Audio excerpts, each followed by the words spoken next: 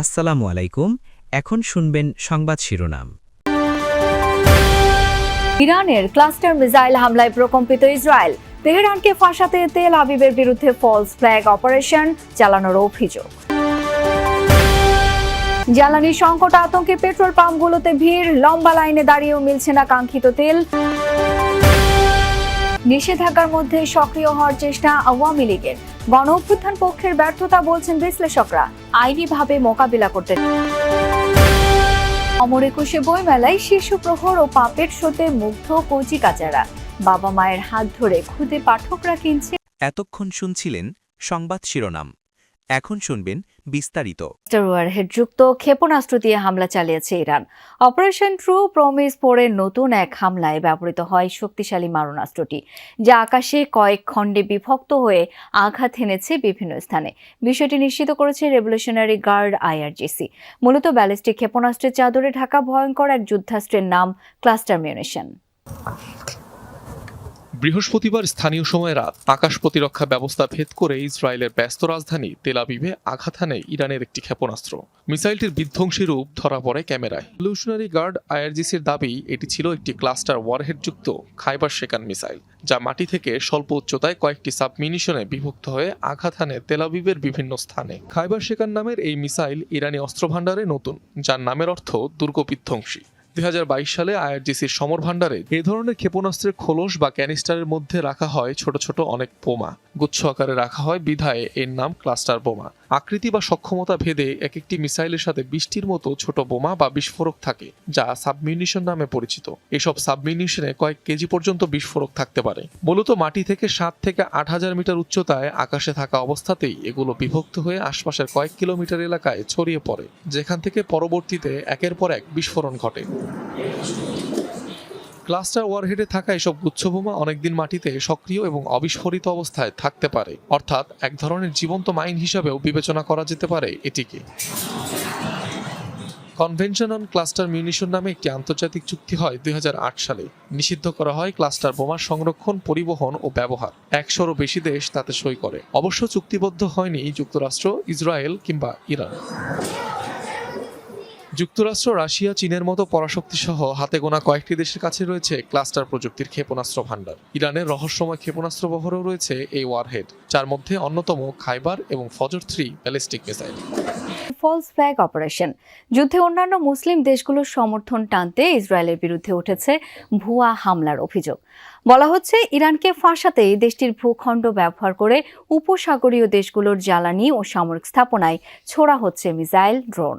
ইরানের দাবি, তাদের টার্গেট একমাত্র মার্কিন স্থাপনা। এ কারণেই তুরস্ক আজারবাইজানের ড্রোন হামলার দায় অস্বীকার করে ইসরায়েলের বিরুদ্ধে তুলেছে ফলস ফ্ল্যাগ অপারেশনের অভিযোগ। আরামকোর সবচেয়ে বড় জ্বালানি শোধনাগার রাস তানুরায় প্রথমবার প্রাচ্যে চলমান যুদ্ধের কারণে বিশ্ববাজারে তৈরি হওয়া জ্বালানি সংকটের প্রভাব পড়েছে বাংলাদেশের পেট্রোল পাম্পেও। দাম বাড়ার শঙ্কায় সকাল থেকেই ঢাকার পেট্রোল পাম্পগুলোতে দেখা গেছে ব্যক্তিগত গাড়ি ও মোটরসাইকেলের লম্বা সারি। কোথাও কোথাও সেই লাইন ছড়িয়ে পড়েছে মূল সড়ক ধরে বহুদূর। ঘন্টার পর ঘন্টা দাঁড়িয়ে থেকেও মিলছে না পর্যাপ্ত তেল।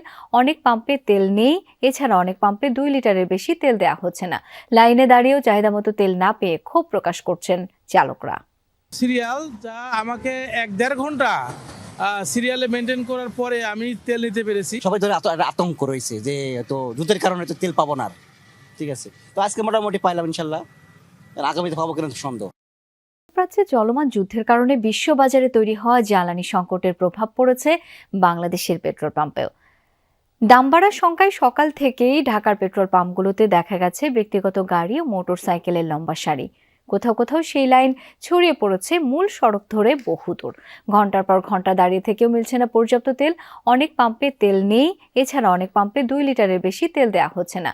লাইনে দাঁড়িয়েও চাহিদা মতো তেল না পেয়ে ক্ষোভ প্রকাশ করছেন।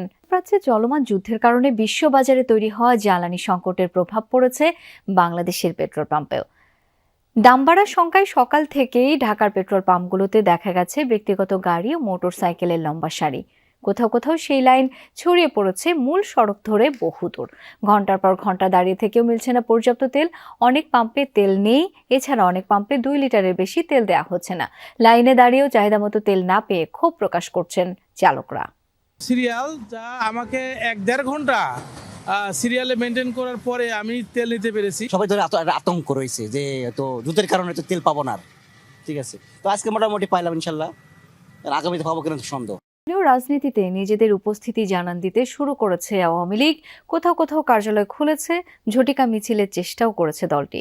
গণ অভ্যুত্থানে পরাজিত দলটিকে আইনিভাবে মোকাবিলা করতে চায় সরকারি দল বিএনপি। বিশ্লেষকরা বলছেন, কেবল আইনি বা রাজনৈতিকভাবে নয়, সামাজিকভাবে মোকাবিলা করা দরকার। তাতে ব্যর্থ হয়েছে বিএনপি, জামায়াত ও এনসিপি সহ অভ্যুত্থানের পক্ষ শক্তিগুলো। সাধারণের কাছে ভালো কোনো দৃষ্টান্ত এখনো দেখাতে পারেনি। আন্দোলনে ছাত্র জনতার উপর হামলা, গুলিবর্ষণের ঘটনায় ম্লান হয়েছে আওয়ামী লীগের অতীতের অনেক অর্জন। পুলিশের পাশাপাশি অনেক নেতাকর্মীও সরাসরি রাজপথে নেমেছিলেন সাধারণের বিরুদ্ধে, যার ফলে দলীয় প্রধানের পালানোর পাশাপাশি নেতাদের প্রায় সবাইকে চলে যেতে হয় লোকচক্ষুর অন্তরালে। এর পর অন্তর্বর্তী সরকার কার্যক্রম নিষিদ্ধ করে দলটির। তার মাঝেও নিরবচ্ছিন্নভাবে ঝটিকা মিছিলের চেষ্টা করেন কেউ কেউ। এরপর ভোট শেষে বিএনপি সরকার গঠনের পর কয়েক জায়গায় খোলা হয়েছে কার্যালয়, যেটিকে স্থানীয় সমস্যা হিসেবে দেখছে বিএনপির কেন্দ্রীয় নেতৃত্ব। নিষেধাজ্ঞা থাকায় আওয়ামী লীগকে আইনিভাবে মোকাবিলা করতে চান তারা। আওয়ামী লীগের কার্যক্রম নিষিদ্ধ করা হয়েছে, সে কার্যক্রম পরিচালনার ক্ষেত্রে আইনশৃঙ্খলা বাহিনী যারা আছে তারা এটা দেখবে। আমরা এটা জোর করে জবরদস্তি করে যেভাবে থামাতেও যাব না, আবার তারা আইনগতভাবে যেহেতু নিষিদ্ধ হয়েছে আইন ভঙ্গ করুক সেটাও আমরা চাবো না। যারা একটু কম শক্তিধর থাকে তাদের উপরে দোষটা পড়ে না, শক্তিধর যারা তাদের উপরে দোষ পড়ে, তারা অপরাধ না করলেও।